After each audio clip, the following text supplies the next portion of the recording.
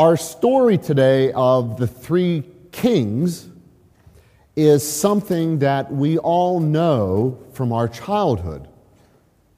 Every time we hear the Christmas story, we also hear the story of the three kings. So all of us who have a manger scene at home, with Joseph, Mary, and Jesus, we also have the three kings, bearing gold, frankincense, and myrrh. The story is one that is beloved.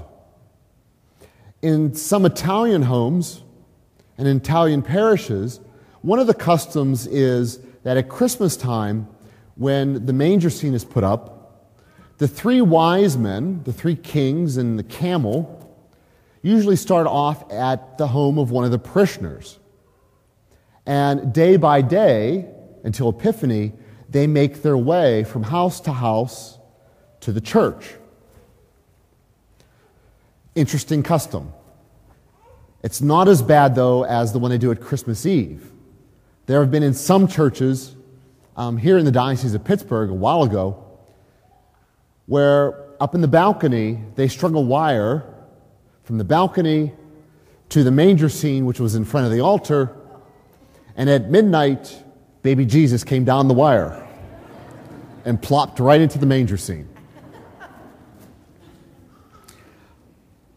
This story, as beloved as it is, though, is one that's filled with a lot of controversy.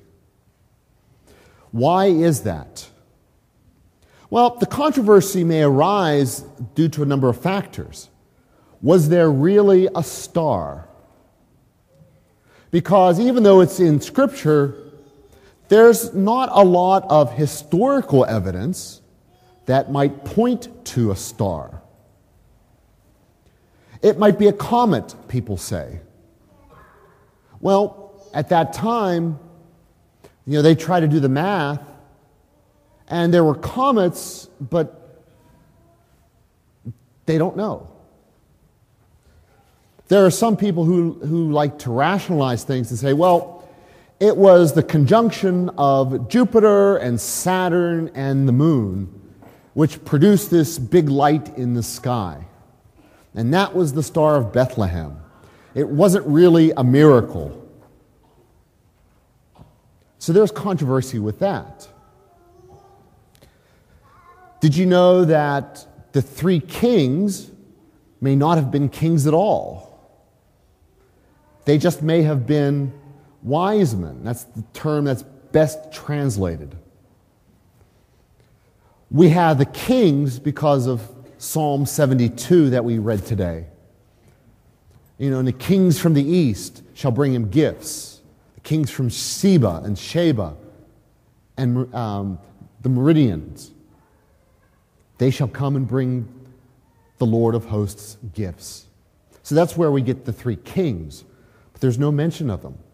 In fact, there may have been more or less than three.